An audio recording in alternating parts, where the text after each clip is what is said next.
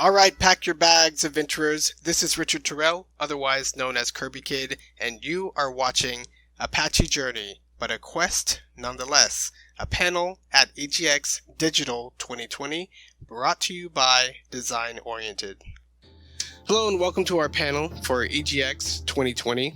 My name is Richard Terrell. I go by Kirby Kid, and today we are going to talk about a really interesting game from a friend of ours. The game is called Patch Quest, so the title is called A Patchy Journey, but a quest nonetheless. It's an interesting twin-stick shooter, but before I get too much more into it, everybody meet Lemon, the creator of Patch Quest. Now, Patch Quest is a monster roguelike game from the sole developer Lemon. It looks cute, it's smooth, it's tasty, it's unified. It was quite a journey for Lemon to get to this point in the game development. He is a solo indie dev like many of us, and because of that, his quest to create the game of his dreams has many ups and downs, right? The journey was anything but smooth. So I think patchy is a really good word to describe it. But before I get too much more into the story, meet Lemon himself. Lemon, say hi. Hi, how's it going?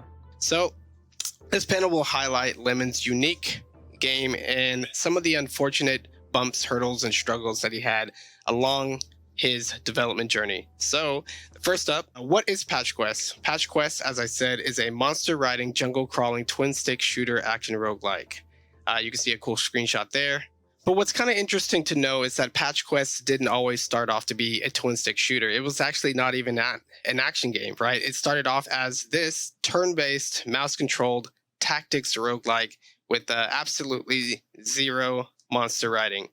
So, like many of us, the games that we make start off as one thing and end up as another. So this is not too different from what you might expect from an indie developer or really any creative type. But in this particular case, Patch Quest changed quite a bit over the last 4 or 5 years, right? We see the top left, 2016, 2017 got a lot more color. 2018, the patches and the nature of the game changed with some actual monsters. And in 2019, we are getting closer and closer to what it is to this day. So Lemon described his problem as he made some early mistakes. He spent a long time trying to repair them, but it never really worked. And his eventual solution involved scrapping the game, rebooting development, and following some simple tips. And he's going to share these simple tips with everyone here. And we're going to take a little bit of a closer look at his journey so we can see exactly how his journey, his successes can help you design better video games. So Lemon, tell us a little bit about what you mean by wish listing. Right, so when I first started out trying to develop a game 5 years ago, I was, I'd made small hobby kind of projects in Game Maker Studio when I was a teenager. I'd never really made a big project before, a big commercial project. And so I didn't have a very methodical mindset going into it.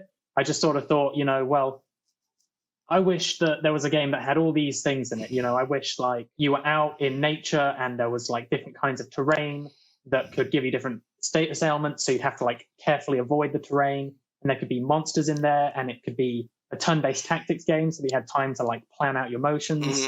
And you could like look for items that you could use to like get around the different kinds of enemies. And maybe there'd be like a base building element, and there could be hidden dungeon ruins, and there could be all of these different things that I wanted to have in the game. But what I didn't have was a clear idea of how the game is actually played.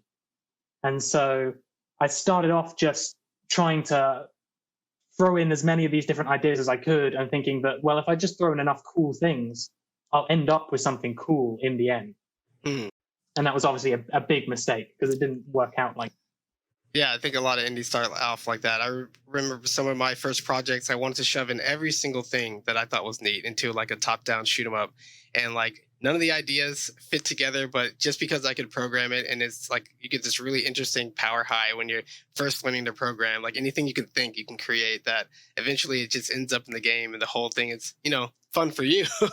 Fun in a lot of ways, but also kind of incoherent. Can definitely relate to that.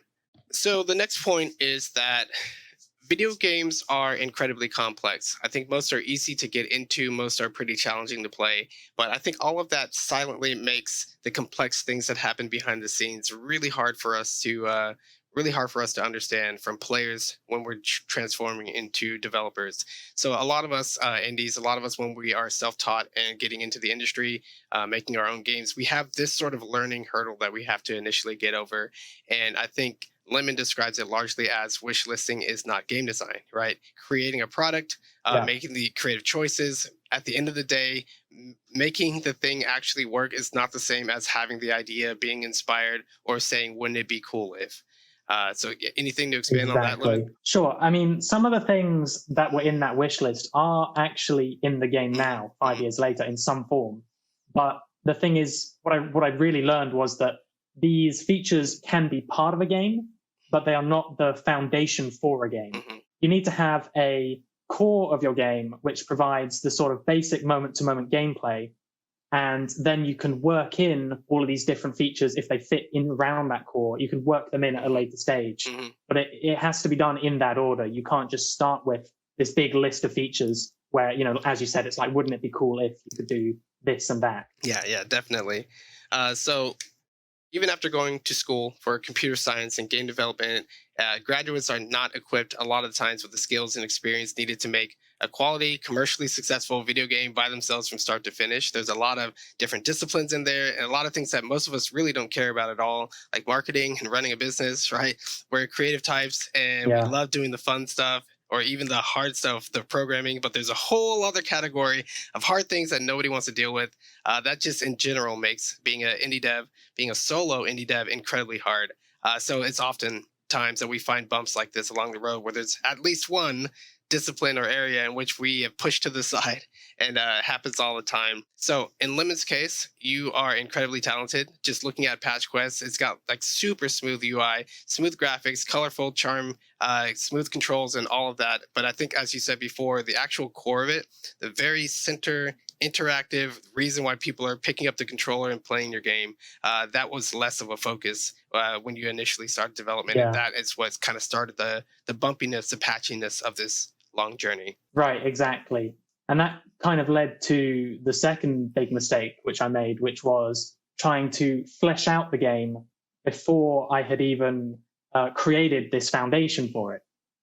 And so I spent a lot of time adding all sorts of different features.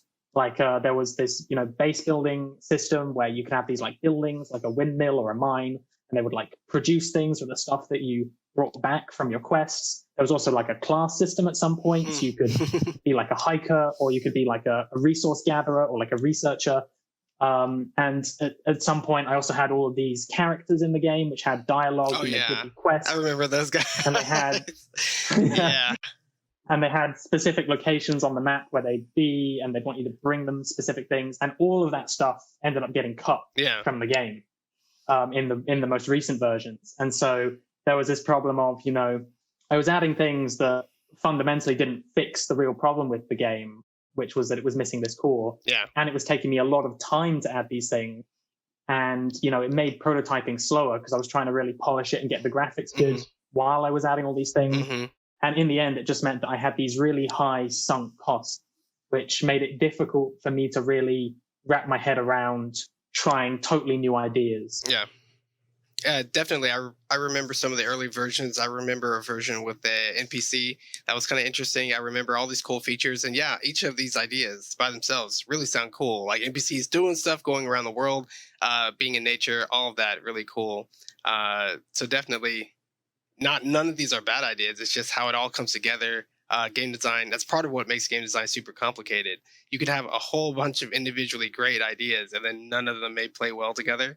So yeah, as you were saying, Lemon, premature fleshing out. And one thing that I noticed when I was playing some of the early versions of Patch Quest, I've been, you know, talking to you, playing Patch Quest for a few years now. I think our earliest conversation was in either 17 or 2018, which is crazy now that it's 2020.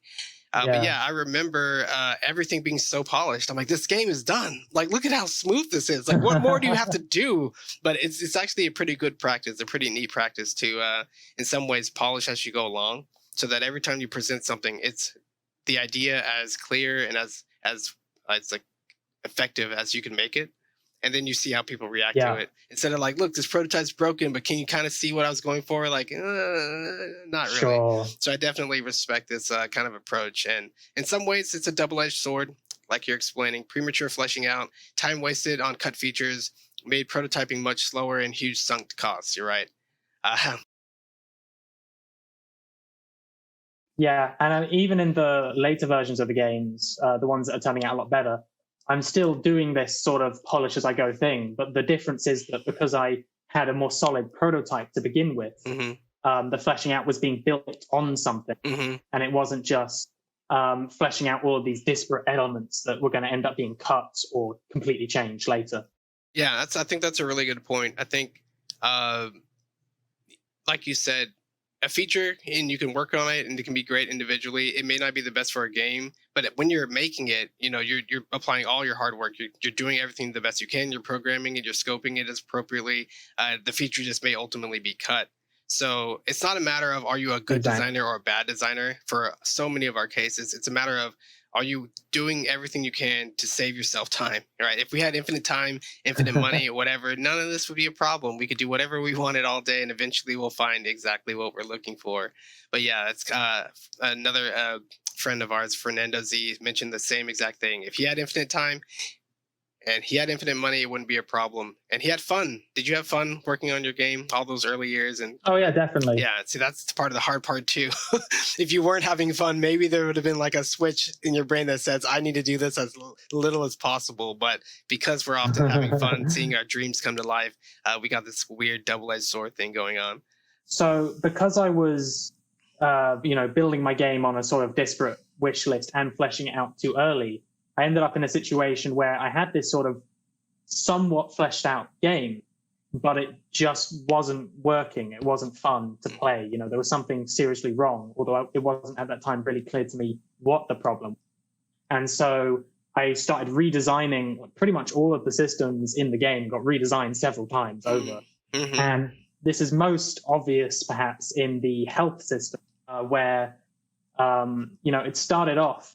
A key thing that I had on my original wish list was this idea of, you're hiking out in nature and there's going to be like rivers and there's going to be mud and there's going to be bramble and nettles and all these things.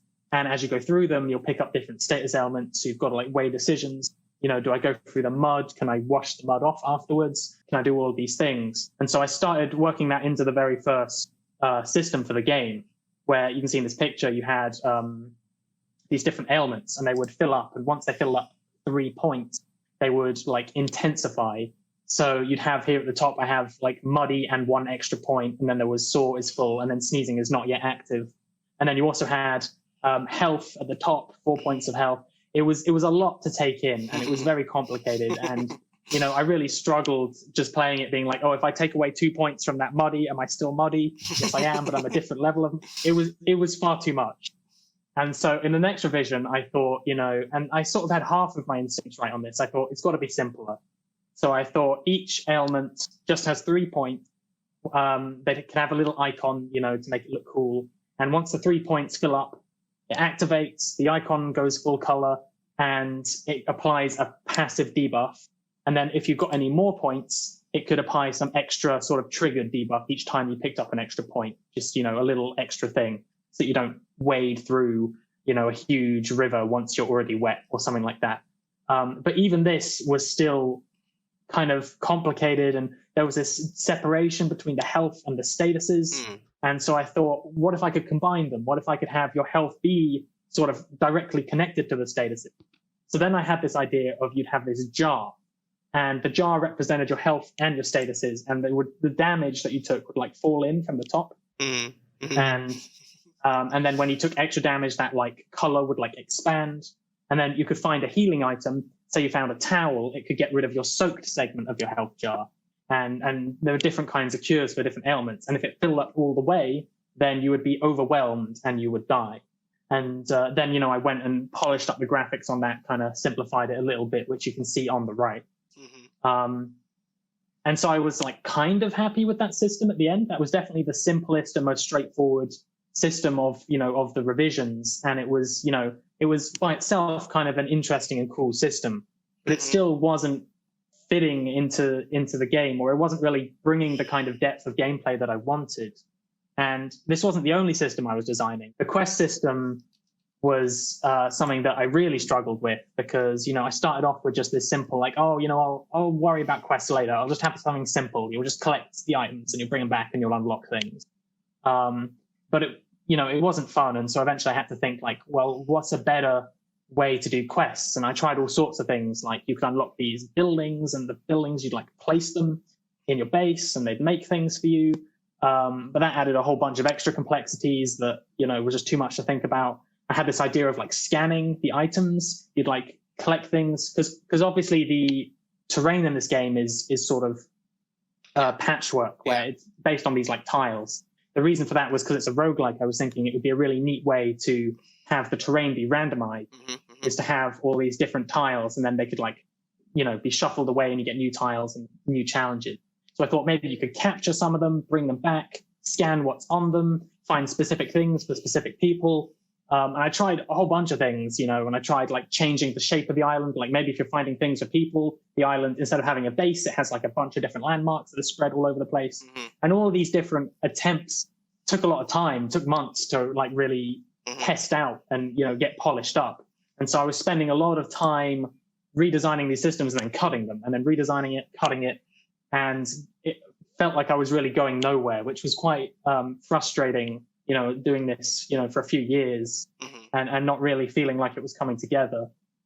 And maybe the quests wouldn't have even been that big a problem if the core gameplay was fun. Yeah. Because if you just want to play a game, you could almost have any quest, like go, run to the end of the earth and back would be an okay quest if the game was fun and you wanted to go run around in it. Yeah. But the core gameplay was really, because I'd come up with all the mechanics myself based, on this kind of wish listing idea. And, you would sort of like, you would move sort of like in an old turn-based roguelike, you'd often move one space, the enemies would move a space. So I was thinking like that, but I threw a bunch of different twists on it. There's different enemies that would attack you. I thought you couldn't really attack the enemies. I thought that might be an interesting twist because then you'd have to like use the natural environment against them. But that idea never really came together. I tried different ideas, like maybe you can like leapfrog over the enemies, maybe you can swap positions with them or use items to move them around or to move you around. Eventually, I just kind of felt like it needed like a big change. So I came up with this whole system of like, there's these big fruits and you feed the monsters. And when you feed the monsters by like pushing them onto the fruits, then they would disappear. And that was kind of like combat, except that it was like not themed as combat. That was a step in the right direction because now you're actually interacting with the enemies. But it's still, it was just another system where I was trying out all these different things. And because I was cutting so much, changing so much, and didn't really have a solid foundation to begin with, it just never came together despite all these years of just trying like literally everything I could think of almost. I can definitely see the redesigning process. I saw it a little bit from when I jumped in about the middle to where it is now. I can see systems changing, and we would have conversations and like, what if it did this? What if it did that? And definitely one of the hardest parts is, sure, like the answer is, yeah, all those ideas sound good, but even asking about a single feature or a single idea doesn't necessarily address or touch some of the core problems. So even when seeking advice with game design, it's very difficult. It really takes a much more thorough like examination, a much more long form conversation. You can't just pop and somebody on the street and be like, hey, check this out, do you think it's cool? And they'll be like, of course I do, and they'll never buy it. Or like, there's so much more to it than that, right? After all that, after indies oftentimes experience a lot of frustrations. I mean, games are hard, no, regardless, making games are hard, so there's going to be some bumps. But in particular, whenever anyone's working on a project and they're experiencing frustration after frustration, they feel like they've tried everything they can do, there's only a few options for us, right? Give up or start over, right? Ultimately, those are the two major decisions we are faced with. And in Lemon's case, he decided to reboot. And this is where Patch Quest starts to go from the turn-based strategy roguelike game that we saw before into what it is now, which is our monster riding, real-time, twin-stick shooter.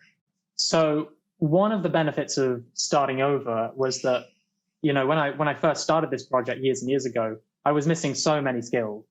I had programming skills in the abstract. I'd done, programming coursework at university. but most of them were not for games. Obviously, they were for all sorts of technical things like operating systems and whatever. And then beyond that, I really had to step up my art skills. I like drawing as a kid, but there's a difference between I like drawing and I'm doing the graphics for a whole game. Yeah. And yeah. And then on top of that, things just like animation, sound design, promotion, making YouTube videos is a whole set of disciplines in itself. Mm-hmm. Learning how to EQ and normalize my audio so that it sounds good in a YouTube video. Like some of my early videos, the voice quality is all over the place. Mm-hmm. Getting it to render at a nice bit rate, capturing footage, all of that. And then there was just other things, convincing people to play the game, getting people to join my server. There was a million things that I didn't think of, even outside of, both within and outside of developing the game itself, and getting to grips with Unity as well. There was just so many things that I was learning for those first, especially year or two. And so it was part of why development had gone so slowly and how I hadn't really been able to prototype and try out all the ideas I'd wanted in the early phases was because I was learning all this stuff. But now coming back and rebooting, I had the benefit of all these skills of knowing what I could do, what I couldn't do, having some, libraries that I'd written to make some elements of game design easier, like the UI. I could easily string together new UI prompts, which was really helpful. And so, learning these skills is a necessary process for a beginner that I kind of tried to speed through and almost skip.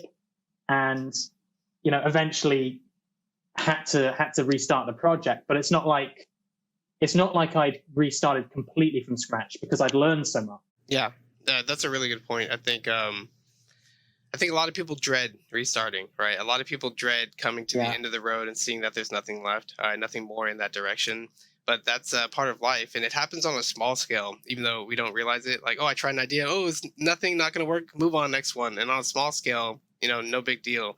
It's when we feel like we've had so much invested, so many years, so much time, and if we feel like our time is limited, that really is when it starts to weigh in on us. But I like what you said here, because you need to believe in the hard work that you put in, and I don't think that ever goes to waste, right? If you were honest about trying new things, about seeking help, about wondering what's wrong, all that's going to work for you even more once you put all that baggage away and start fresh, and then you'll be able to think clearly from something from that point. I think it's oftentimes understated that even when you have an idea, and even if you think you can approach the solution with trial and error, there's all these skills necessary to even get a trial off, right? Like the fact that you sometimes have to spend a whole week. I spent a whole month with my game just making some UI because I didn't have any, and that was a whole month, right? Just making a stupid menu work. And things like that can come out of nowhere if you have not a lot of experience. You don't know how hard something is like UI, or you could just get lost in a rabbit hole of like learning sound design, learning how to do YouTube, all these things, right? Not to mention just random life issues. So there's a lot of unforeseen bumps that can easily happen within development, like you said. So what could you salvage? So another reason why rebooting wasn't as bad as it might have seemed was that there were some parts of the previous game that could be salvaged and repurposed, even though the genre was completely changing, even though I was, rethinking this game from the ground up. One thing I did have, tied into the fact that I'd been improving my art skills, my drawing skills, was that over the years I'd made a whole bunch of these cute little characters.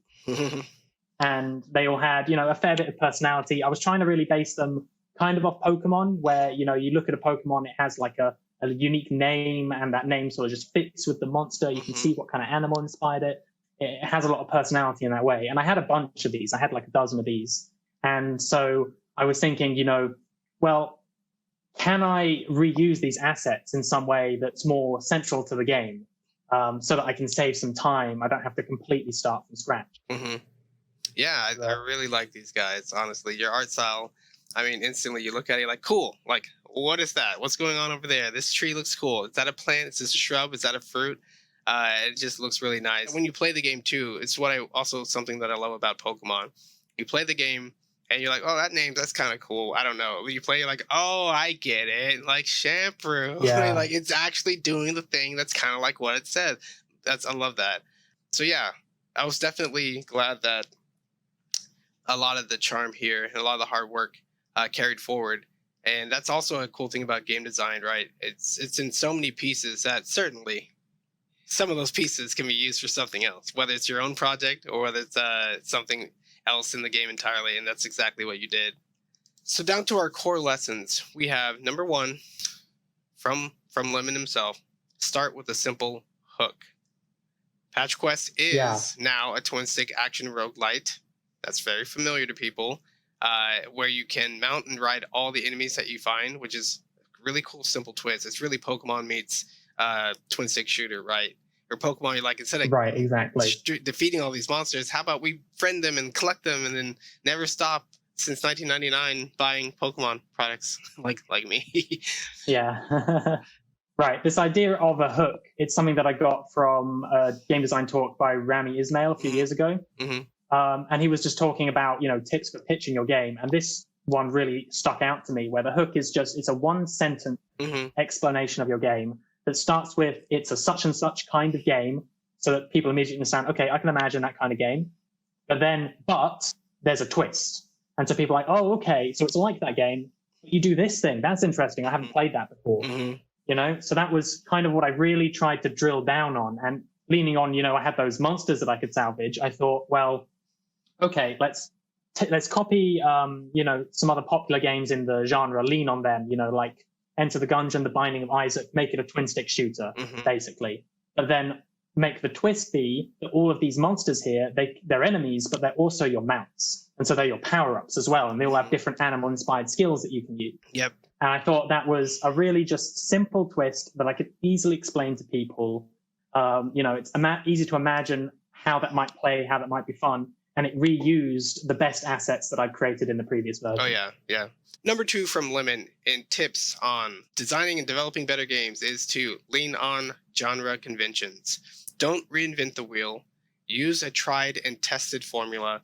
Piggyback on existing player knowledge.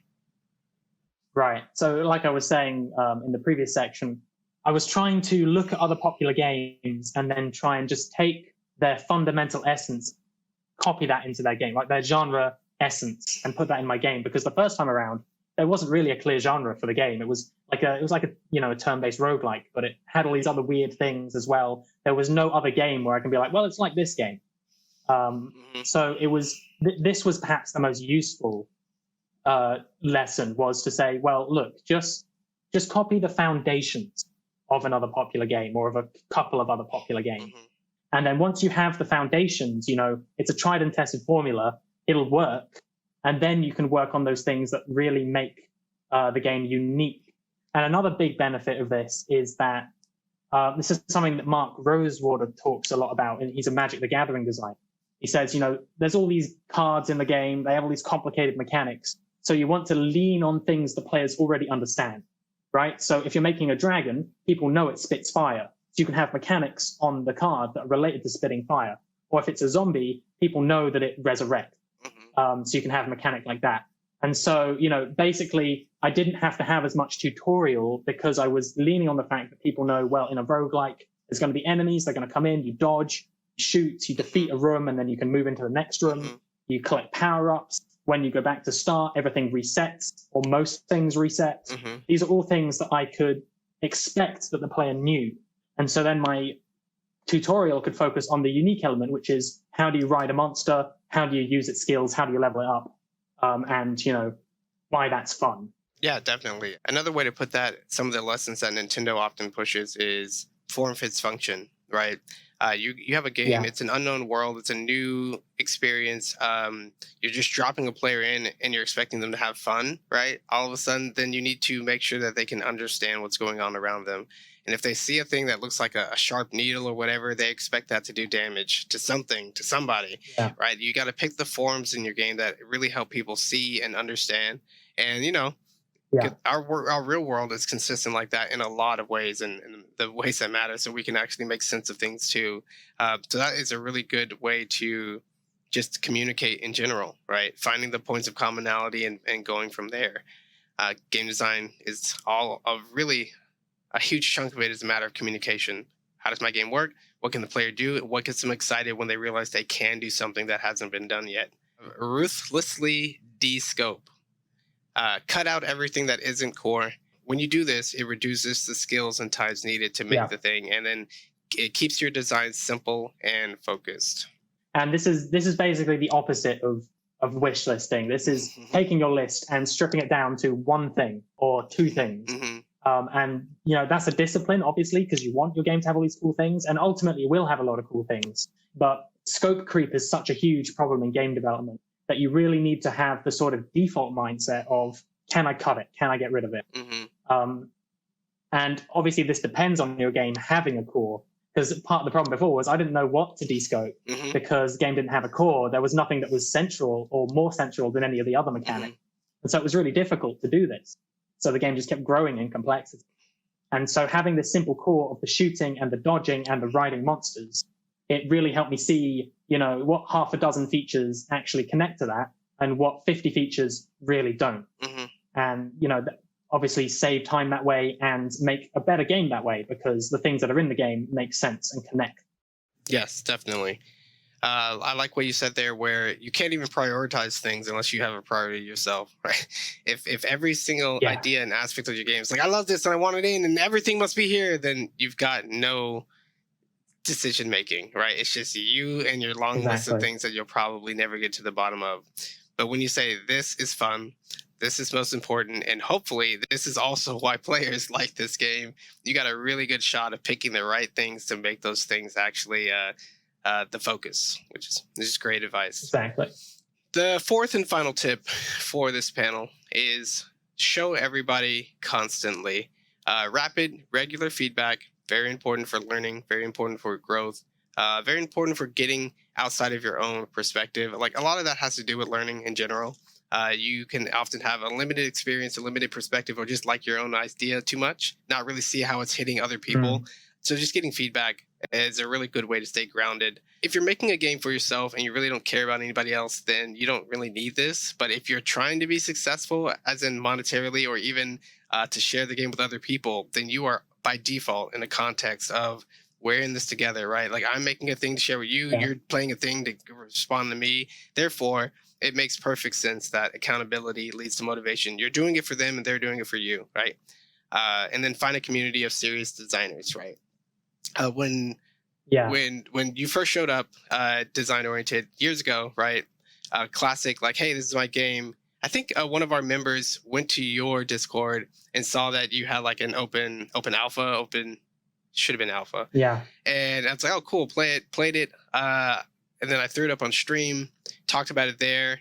And then you popped into the Discord to chat about some things. And then I did another stream and we talked about it live on stream.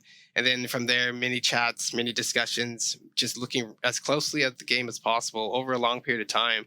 Just going like, oh, what's changed? Or what are you thinking? Or what do you feel about this? And just making sure that that conversation happens. And it must be a design conversation. You can't just appeal to your players all the time and be like, what do you like, guys? And they're like, everything you do, you're the greatest. This is why you're the best designer in the world. Game design's amazing. If you have that, that's fantastic. I don't have a group of people like that.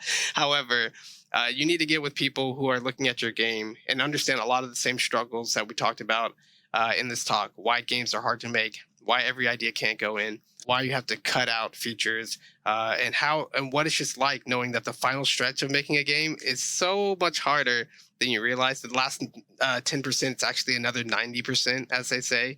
So when you get people who also understand that, that changes the way that they talk to you, that changes the way they think.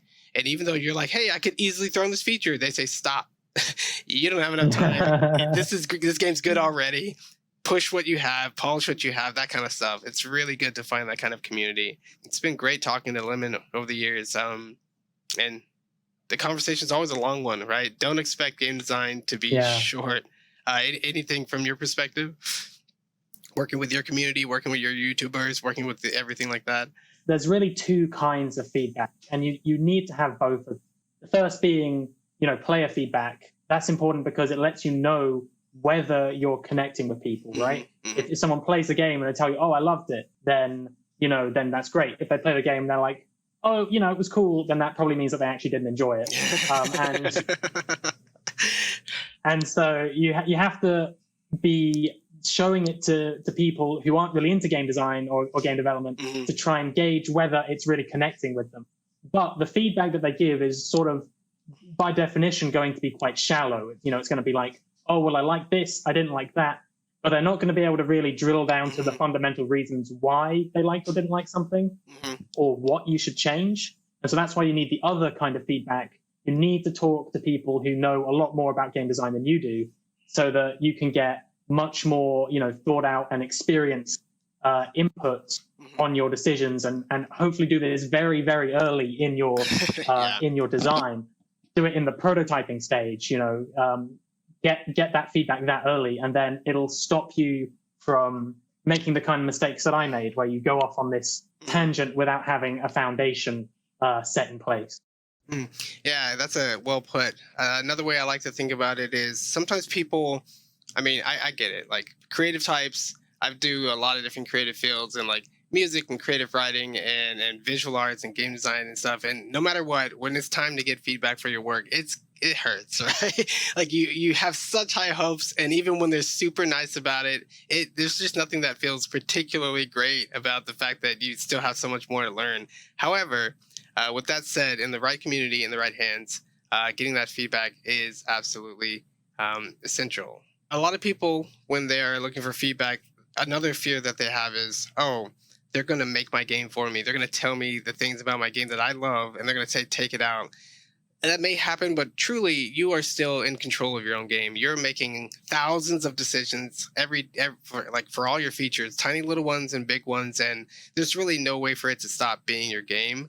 When you consider that you making a game is a learning process of both what you like, what you can do, and what's possible, then there's a little bit of flexibility there. And I think getting the good feedback from good designers is, hey, you were going to try to do 10 trials on something to figure out what you like. Don't do these 5 and go to town looking at these 5, right? Like that saves you 50% of the time you're going to potentially work this out. And I think time alone is helpful. When they say, don't worry about X, that saves you months of time. And that's, from my experience, that's what it's been like. So that's why I just don't hesitate to give people the kind of device that kind of points them in the right direction, as far as I can tell. And ultimately, nothing's guaranteed, right? Sometimes people find magic in crazy places, and that's just something we all have to just realize, right? Are there any final statements, any final thoughts you want to share with with everyone out there about Patch Quest? Because you've got a lot of cool stuff: Twitter, YouTube, Discord, and plans for the future. Sure, yeah. So I do a monthly video devlog showing, all the progress that I've made in any given month on YouTube. So if you just search Patch Quest on YouTube, it'll come up.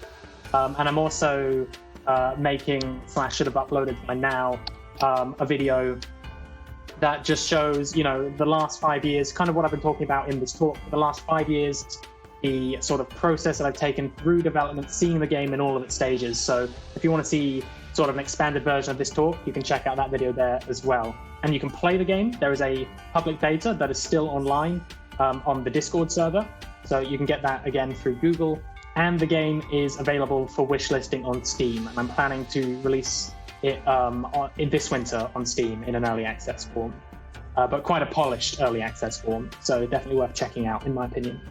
So thank you for joining me on this talk. I hope everyone out there had a really interesting and honest look at the difficulties and the fun and the good parts about indie development. It's all in there, right? We're all in this together, so we're here to help in any way possible. That's why Lemon makes the videos he makes. That's why us at Design Oriented, we have this open community, and we give all this advice, and we just try to help people as much as possible. We love playing games, we love making games, and hopefully you'll give all of our games a shot. But until next time, guys, it's been great. I'll see you later. See you, Lemon. See ya.